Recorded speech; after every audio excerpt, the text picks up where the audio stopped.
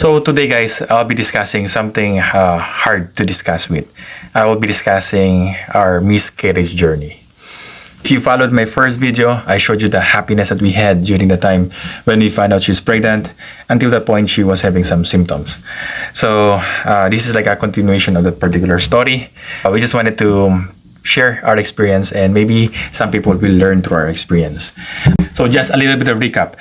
On her 10th week period, my wife suddenly have a small staining on her tissue whenever she wipes, just a very pinkish one. So during the time we were scheduled to do a 2D ultrasound or abdominal ultrasound. We did it like an out-of-pocket one because we wanted to get a copy to surprise our mother-in-law for this particular pregnancy and tell her officially that we are having a baby. So that was our plan. We were super happy at that time that we were finally going to see our baby. And we were happy to see our baby, that we could see it finally in our ultrasound. Unfortunately, the ultrasound tech told us that the baby looks like smaller than it's supposed to be. Our baby was supposed to be like a 10th week old pregnancy, but her fetus, as per the size, she said, is kind of like just like a 7 to 8 week kind of size gestation period. So me and my wife were a little bit worried, but we were just thinking maybe we just did miscalculations on how to compute the gestation period. And one thing also made us more worried is when she said that she couldn't hear a heartbeat. We did say that if it's not above 8 weeks or not above 10 weeks, then it's kind of hard to hear the baby's heart tone. So she said just to come back on the 10th week period if you wanted to come back and do another ultrasound to hear her heartbeat. Or rather go to an OB and do the vaginal ultrasound wherein they can do it better. I think normally they can hear within a 6-week period, they can hear a heartbeat via that kind of ultrasound. So for me, I was okay because I was thinking the baby's there, which is fine for me. So we're really happy that it's there and it's not on a fallopian tube or something like that. So I was kind of relieved. But my wife was feeling something different. She was feeling that it was supposed to be 10 weeks periods, at least, because based on our computations and how we tried to conceive our baby, we took some letrozole and we tried to schedule on the time we were trying to conceive our baby. So it's supposed to be like a 10-week period. So she was really convinced with that. So I told my wife, hold on, don't worry. We'll just schedule with an OB and see how or what's really happening with our baby. Okay? So and tell her the results that we had with this 2D ultrasound. So that particular night, my wife started to having more like dirt on her pad. It's not anymore the white pinkish kind of smear. It's more of like a maroon type of dark blood. But it's just like a kind of more staining, not really like a blood like when you're having menses. Like I said, per Google, it's still okay. So it's like we just brushed it off and said, we're gonna see the doctor tomorrow. We'll try to schedule an appointment with the doctor tomorrow. So we just decided to sleep during that night. Then early at 6:30 in the morning, my wife suddenly woke me up. She was crying and she was like really worried because we saw a blood clot. A blood clot, maybe this size, it's like 1 inch to 2 inch kind of like a small blood clot. So we were really like shocked, depressed, and we were really super worried. So we did some more research and online it says blood clot is still okay. As long as you don't have any other symptoms, having a blood clot during your first trimester is okay as per Google. So for us, okay. So it kind of gave us some form of relief. But we still decided we wanted her to be checked ASAP during the time. So we wanted to call the urgent cares. Unfortunately, the urgent cares were not open until like 9 a.m. And this happened like 6:30, except for one. There was one urgent care when it was open at 7. So we waited until 7. And she told me this kind of admission is like an ER kind of emergency situation. So she told us to go to the nearest emergency room. So we did. So we went to the ER and we had her checked in. We were just in the ER and the plan to do is to do a lab test first to see her HCG levels and other laboratory results. And also they were planning to do a vaginal ultrasound later on. So during this time, my wife was still okay. She didn't have any symptoms, just like the blood clot, and that's it. We just wanted to make sure that the baby is okay. So then one of the tests they required us to have is a urinalysis. So when my wife tried to go to the bathroom and collect this specific urine sample, it took her more time. And when she opened, she was crying. My wife had more bleeding come out from her. It's kind of like a menstruations or more clots that came out. So we were, of course, we were shocked and we were depressed and we were like really worried about the situation. We are hoping and praying that baby is okay. So we just opted to wait for the ultrasound result and see what's going on in the lab test. While waiting for the lab results, my wife had another urgency wherein she really needed to go to the bathroom and pee. And unfortunately, she did pass another form of blood clot during this time. Not as much as the second time, but there was still a blood clot. And we were worried because the clot was kind of like a bigger, more rounded kind of shape. So we were worried if that was a fetus or something like that. So we were scared, definitely scared. So then during that time we were in the ER, my wife was having also some cramping, started having some cramps, which kind of relate to having a similar menstrual cycle kind of cramps, she said. So the pain is kind of like similar. She said it was nothing too bad or nothing too different from her usual cycles. During that time when she was ready to be picked up going to the ultrasound department to do the vaginal ultrasound, and when we were doing the ultrasound, I was in the corner praying, hoping that our baby is still there. That was my like mindset. Then when I opened my eyes, I did see the same similar shape that was yesterday, like a small round. So it's kind of like the fetal on it. I think I asked the ultrasound tech, even though I know that it is a fetus, I asked her, is the baby still there? Her response was, short answer, yes, the baby is still there. Quote unquote. That's what she said. Okay, so kind of like I was relieved with her answer as well, knowing that the baby was still there and it wasn't passed out. So she tried to do like the typical scans. She tried to get the heart rhythm, but she couldn't get one. It's like we didn't hear any heart sounds. And after which, we went off the ultrasound. We just waited in a small waiting room. My wife was more worried because she said, why wasn't there a heart sound? I was like, okay, let me ask the ultrasound tech. So I asked the ultrasound tech and she said, oh, it's because the probe that I use doesn't like really pick up sounds. That's her word per word said. So it's like, okay, so we wouldn't hear anything. Yes, you wouldn't hear anything, she said. So it's kind of like a relief for me. So I told my wife. My wife was not convinced. She said that something's wrong. And she said like, there should be something and something like that. She wasn't convinced with her answer. So a few minutes after, we went back to the emergency room, and my wife had another episode where she had more blood clots coming out. So a few minutes after, the ER PA came in, and she told us the news. She told us that the HCG level is not at the level wherein it's equivalent to her pregnancy gestation period, which is supposed to be 10 weeks. So it was super low. Also, she said with the blood coming out, bleeding, she said this is not a viable pregnancy. She said there was no heartbeat that was picked up during the vaginal ultrasound. She said it's not going well and her body is pushing the baby out of her system naturally. So we were really shocked and depressed and we were super saddened during this time. We did tell the PA that the ultrasound tech said she didn't use a probe wherein she could pick up a sound of a heartbeat, she said. So the PA, the ER physician, doctor told me, maybe it might be the case, but it should be able to detect a heart wave or heart rate kind of wavelength. But it didn't show for our particular baby during this particular ultrasound.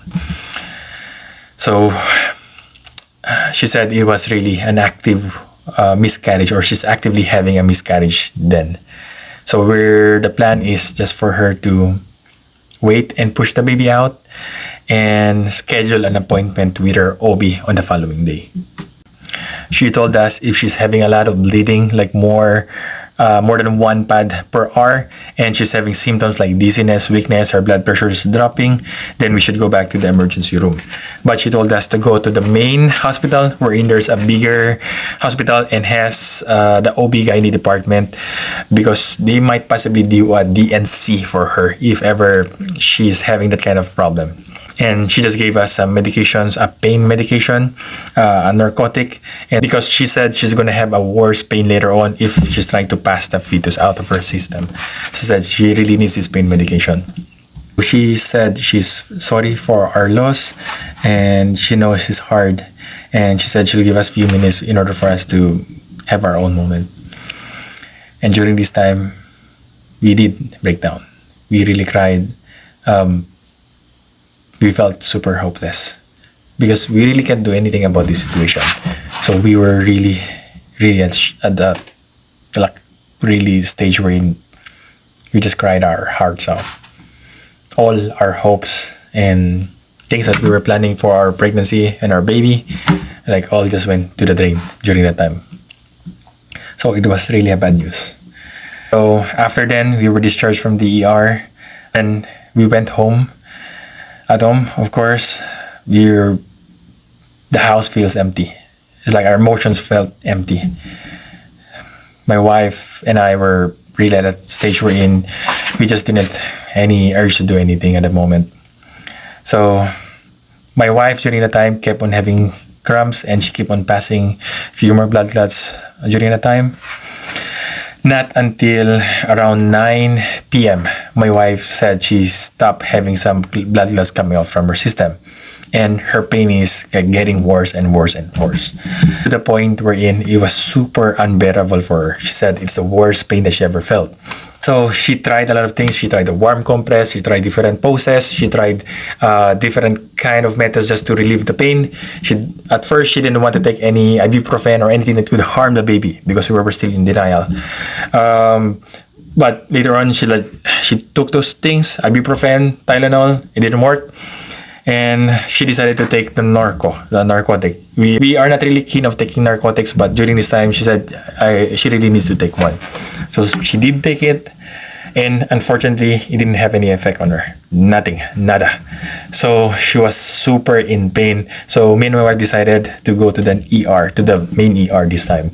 We arrived at the ER a few minutes before midnight. And during that time, I think the ER was kind of busy. So we just went to the triage area wherein they just took our vitals, took her details, and asked us to wait for us to be seen. So during this time, my wife was still in super pain, like in heavy pain. I can see my wife like can't be at ease. She tried to lie down, sit down, turn around, lean on me, like she was restless, period. So that was like something new, and we were really super worried. So my wife kept on going to the bathroom, trying to maybe pee, or like she said, she has an urge to poop, but she couldn't spell anything out. So we were there for like 1 hour and 30 minutes at the ER waiting. So at the time, my wife said, we were admitted yet, take note, okay? We were still in the triage room waiting for our turn. So at 1:15 in the morning, my wife went to the bathroom, and at that time, she was able to pass a lot of clots and bleeding, she said. When she flushed the toilet, everything cleared out because she couldn't see anything because it was all bloody and everything. And when she looked down, there was a big white sack, grayish kind of sack, a little bit of violet, and it turned out to be, I think we assume it was the fetus. It was our baby thought. So she was convinced it was her baby because after going to that bathroom and expelling everything out, she felt the pain instantly relief. No more pain at all. Like no more cramping, no more anything. Like super at ease. So she called me, she asked me to go to the bathroom, and we did see baby fetus there. It's kind of like our baby was saying, it's like one last time that, hi mommy, hi daddy. It's like, I'm going. So it was kind of some kind of a moment for us. It's hard to explain during that time. It was kind of like happy and sad and depressed at the time. Happy that my wife is not in pain anymore. Happy that we were able to see our baby at the time, in a way, one way or the other. And sad because her pregnancy is finally like terminated officially during this time. So, and literally like all our hopes and dreams went down to the drain. After which, she said she's not in pain anymore. So we told the triage nurse, We just go home and maybe come back if her pain comes back, if we need to. And she did okay. So we didn't pay anything during the time of our visit. So our baby thought left our baby on a Sunday that morning at 1:15 in the morning. So on a Sunday when we woke up, we went to mass. We offered some prayers to our baby in our situations, and we hope guidance from higher ups to give us some guidance and help us and heal us during these particular moments. We bought some flowers and we bought some picture frame, and we set up a little bit of a small table in our living room, kind of like to commemorate our baby thought, something like just to remember him or her, and with our stuffed toy beside the picture. We wore white, just like how you do during a funeral time. We said our prayers, we gave some speech, and it was one of the speeches wherein we really felt our emotions like during the time. Similar when you were in a funeral. I did the same thing with my mom before. So we were super emotional during the time. Those who are going through this journey, I know it's not the best journey that you're going through, but everything will be okay. Okay? And I'm giving you a virtual hug if I could, knowing that someone also has the same feelings you are, and we really feel how you feel right now. It is not the best feeling. Definitely not. So on the Monday morning, we received a call from our OB gynae department, and they told us to come the following day to get some blood tests and to do an ultrasound for her. So we went to the main hospital, and during this time, they did a blood test for her just to check how the HCG level is. And the HCG level came back, it was like trending down. It was lower than when we were in the emergency room. Kind of shows that my baby's fetus is out of the system and it's getting out of her system for being pregnant, something like that. It's kind of like a good news for us, knowing that her pregnancy is going down, trending down, in order for us to start back again. So she asked us to do an ultrasound, and she also did an IE just to see if there's more blood clots or something hanging on it. And she said it was clear.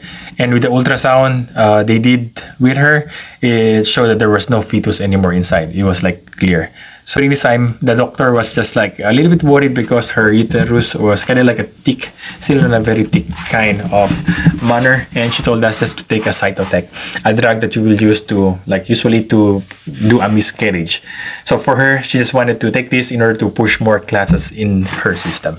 We were discussing this with the doctor. The doctor said that this might just have been not a good mixture between my sperm and her egg. So that's the only explanation they can give. For us, we did have a follow-up with one of our rheumatologists and endocrinologists, and they did some blood tests for her. And we weren't able to get the copy of this result not until after her pregnancy loss or her miscarriage. So when we were able to get that from a different kind of facility, it showed her that she has an APS positive or an abnormal APS level. So I don't know if you guys know, it's an antiphospholipid wherein it does cause miscarriage or increases the risk of miscarriage. And usually miscarriage happens around 10 weeks or around less than 10 weeks period. So that's one of the reasons for the APS. So we brought all the labs there and we showed to the doctors, and they told us we'll just do a repeat of this test 3 months after her miscarriage, because if they'll do it now, it will be a false positive result. She said she might have this symptom, but it wouldn't be categorized as an APS symptoms just because she only had one test positive. Normally should be 2, and she should have multiple miscarriages. That's what she said. And if you see on the internet, that's what it says there as well. So we told her, what if my wife gets pregnant before we reach the 13th week period or the 3 months after? So she said, if ever that happens, we'll be referred to a high-risk OB department. So it was I was a bit shocked because I didn't know there was such a department. I really thought that it was us one. So it was somehow good to know if we knew that earlier during the time.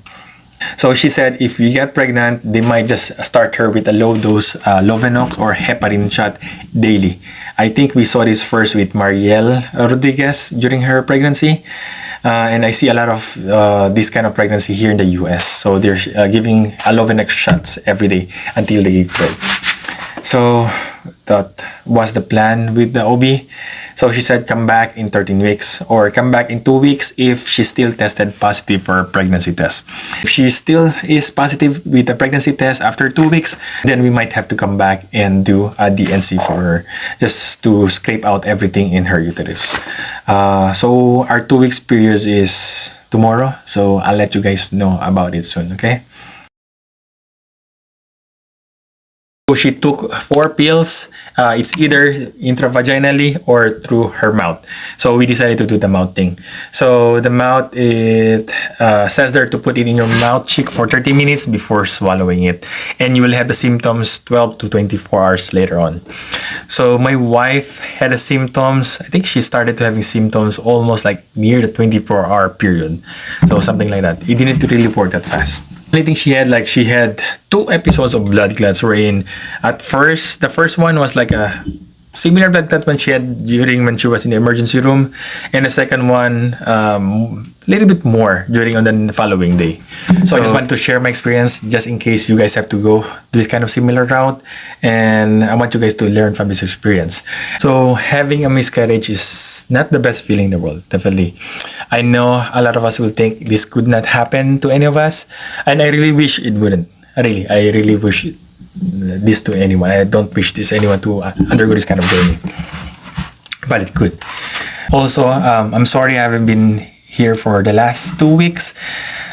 For the last 2 weeks, it's been like really a battle wherein I didn't have any energy to do anything. I just held my cell phone, didn't want to do literally anything. I took a week off from work, and I don't know, I didn't want to edit, I didn't want to blog, I didn't want to, I don't know, I guess this is my form of depression in a way. So I am thankful for those who did some kind comments on some of my pictures, and I would like to thank Nurse Mitch from the ER, Filipino nurse. She saw me walk into the ER and she was surprised that I was there when she was just watching my video. So I wish, like you said, we could have met in a different way. I could have written you a Daisy award then, but I wasn't in the mood, so maybe next time. Maybe the vessel that we created is not really fit for the soul for our baby. So it was a good way, in a way, that the pregnancy didn't go through, because that might have caused more problems for all of us in the future. We just have to wait for the next vessel to come in, a proper fit vessel for our baby thought. So that is kind of gave us a comfort then, and I wish it will give you a comfort as well. So I really hope and pray for those going through this scenario. We'll get through this and we will be okay, and we will have our baby soon. Okay, we will have our own baby in the future, and we do hope one way or the other. Again, thank you for watching. I hope you guys learned something through our experience, and thank you for all.